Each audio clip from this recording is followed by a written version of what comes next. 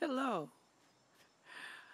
Constantly, I'm confronted as a teacher of piano between dead composers' wishes and young students' desires to know what it's supposed to be and how it's supposed to be. And analytically or intuitively, I tell them what I believe because of the experience. But once you say that, comes the question of the living composers. And that is exciting because then you can think that you can have the answer to the authenticity claim that Urtex does with the dead composers and the score. And as if the written text really translates all the intent of the composer. And let's pretend it does.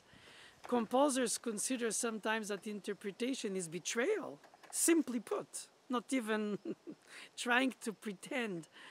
It's like their way is the only way because they are sort of God. They made up the piece, and everybody is supposed to just recite it according to their detailed will or organized notation with all kinds of information.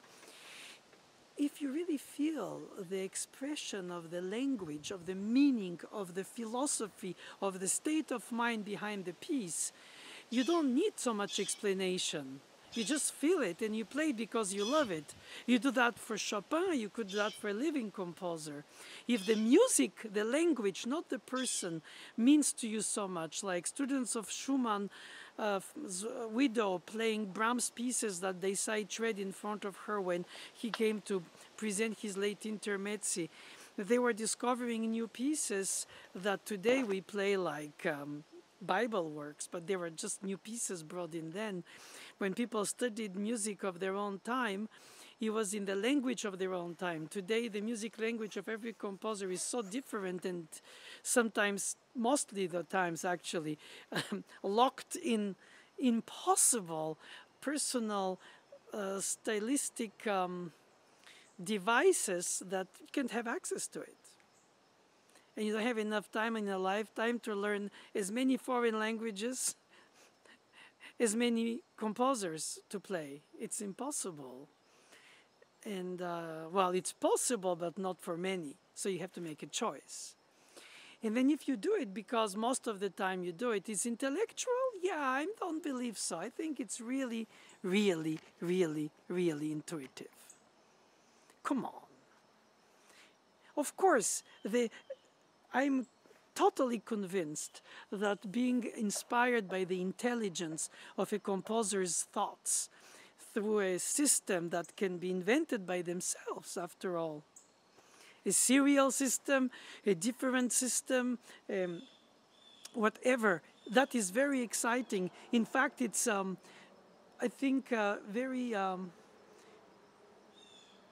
appealing. Intelligence, it's appealing. And it's uplifting at the same time. You feel you're getting more intelligent, getting closer to something intelligent. And that's, I agree, it's a lot of that in fugues, in any kind of musical organizations of the thought. And I think that performers who don't compose, as most nowadays do, not compose, they are fascinated, or in a way they're also lost in translation because they feel like so much complication and then it sounds random. And then you put so much to sound great, but then nobody knows the piece and they think you just make it up, and that's not fair.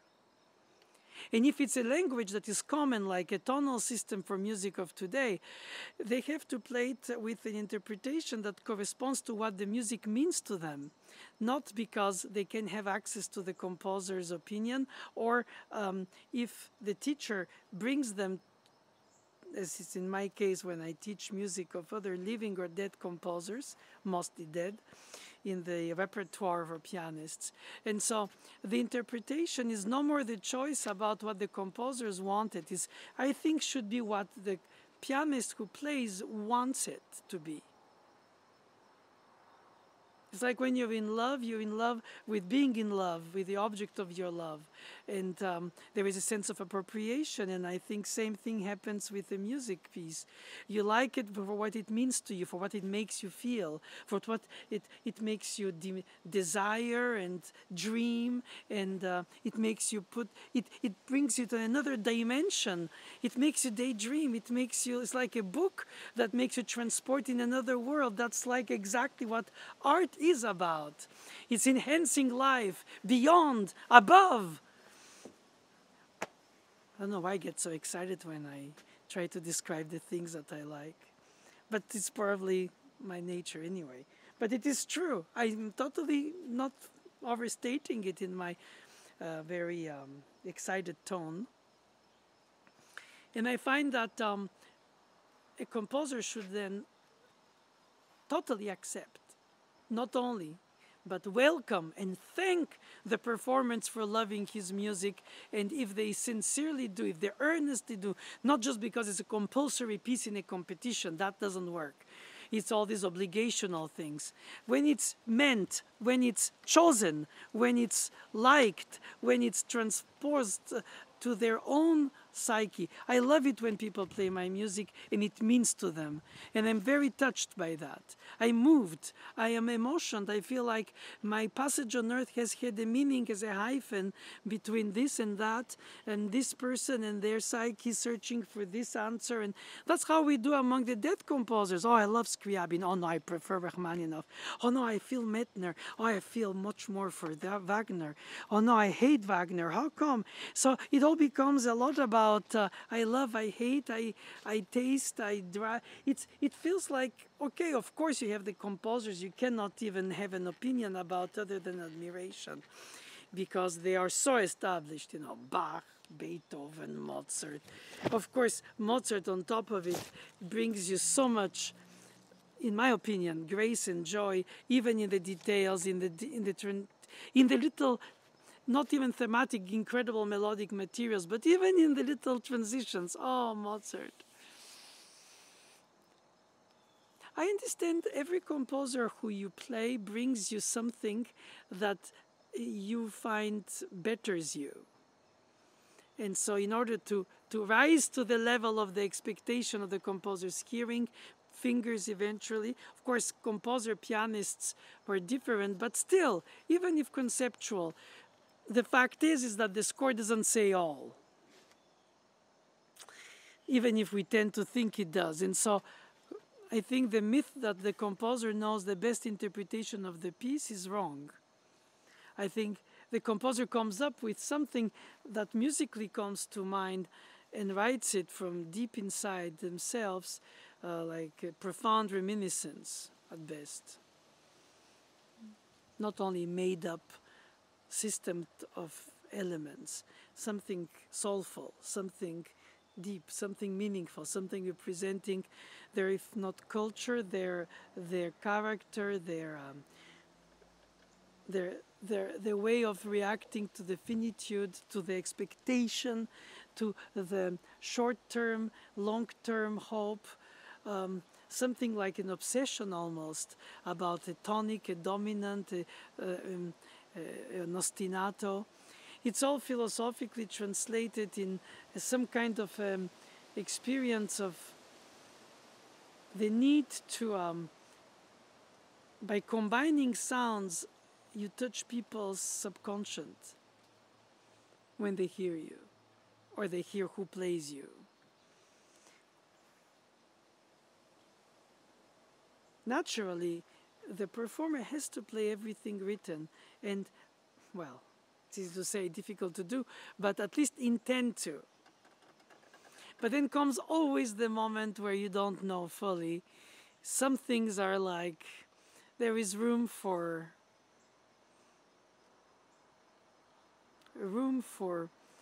interpretation, personalization, as if you can customize it.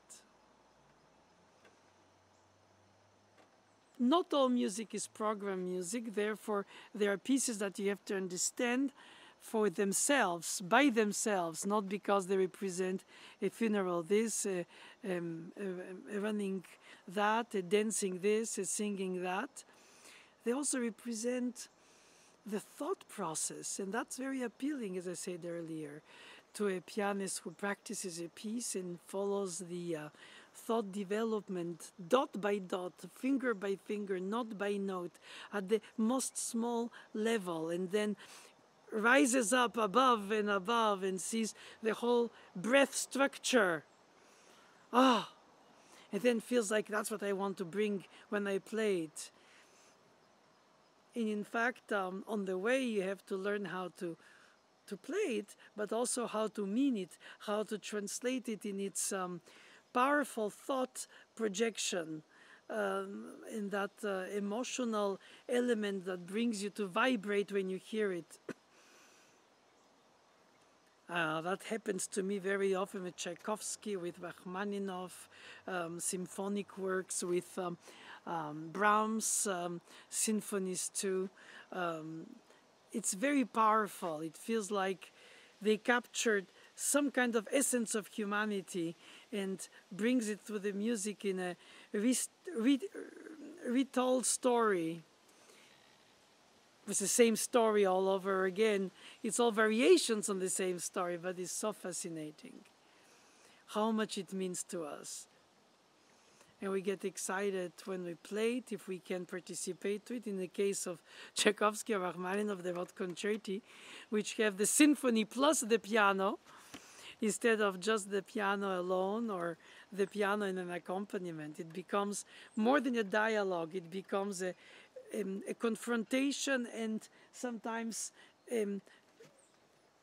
ending together in an elevation, really, of spirits, a chorale, something that people sometimes consider with pathos, and they think it's negative. But I think in Russian spirit, you've end up people's speeches or music expressions with something very like elevated and almost like a psalm. Just it's said syllabically with intensity, like declaring a truth, something that uplifts your spirit. And it's not cheesy, and it's not pompous. It's really an emanation of an inner sincerity that happens with the chorale at the end of the Tchaikovsky First Concerto's third movement, or in the Rachmaninoff second movement. Well, of course, Prokofiev too, but in the second concerto's last movements of Rachmaninoff, you have all these Tchaikovsky connections, all this inspirational, uplifting, and that's the sort of uplifted Tchaikovsky inspired Rachmaninoff endings, syncopation and triplets, and finishing enthused. Tchaikovsky ends up either very dropping, sad, either very bright and grand. They all have their signature, how they finish, and in the piano works as well, and their different ways of organizing their thoughts. Now, I think truly the music belongs to the performer, in the sense that the performer brings it alive for what it means to him or her, and not for what it meant to the composer when writing it. It could match, but it doesn't have to, or not all the time, after all. It's not necessary, really. It's like saying the parent is the person who knows the best the child, but when the child is adult and meets many people, the parent is no more there. And if it's there, then it's a reductive view of the child became adult. And I think if you wrote a piece that means something to others, and I'm so lucky when some play me, as they do, my music means to them something separately from me, or what it meant to me to write it, or for them to know it's from me because I might have been their teacher or somebody they met. It's the work itself. and they improvise it, perhaps. I don't know if they do, but most likely in the interpretation they put in what it means to them. And that's what matters the most, not what it meant to me to write it. That's separate. And of course, when you compose, at least I know it as a composer, I don't think interpretation. It comes naturally with the invention at the same time as the creation of the piece. It's not a separate layer. But this layer is a point of view. And when somebody plays a piece that they didn't compose, then they understand the piece. They feel the piece with a beginning and an end. And when you compose the piece, there is no end yet. So it's an open book, and you express yourself and you think, oh, it's too long, and you shorten it and you rethink it and you edit it. It's like writing a book with many times writing different amounts of first, second, and third drafts and so on. Do you extract that essence that you think, oh, that's it? The clearest statement is the deepest statement, the one that touches you directly at heart. And if it's just about a state of being in contemplative ways, that's beautiful. You can sing a melody without end. You can state a thematic material. You can organize a drive of elements. Yeah.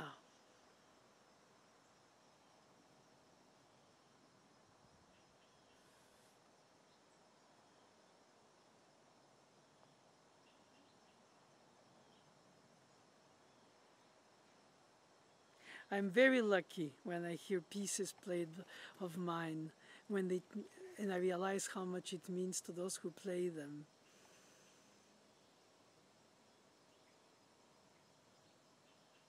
It touches me deeply.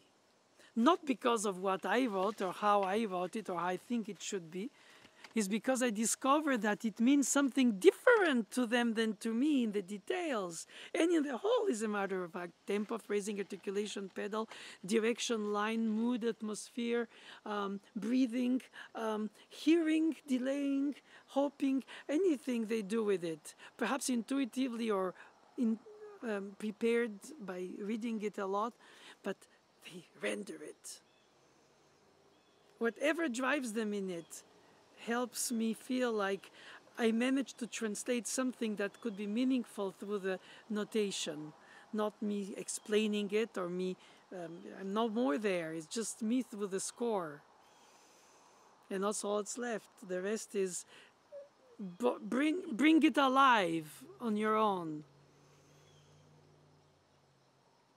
After all, if we do it with a dead composer and we're convinced of the rightness, that means that we hope that at least, of the translation of their intent through the score and our teaching of their score to the students.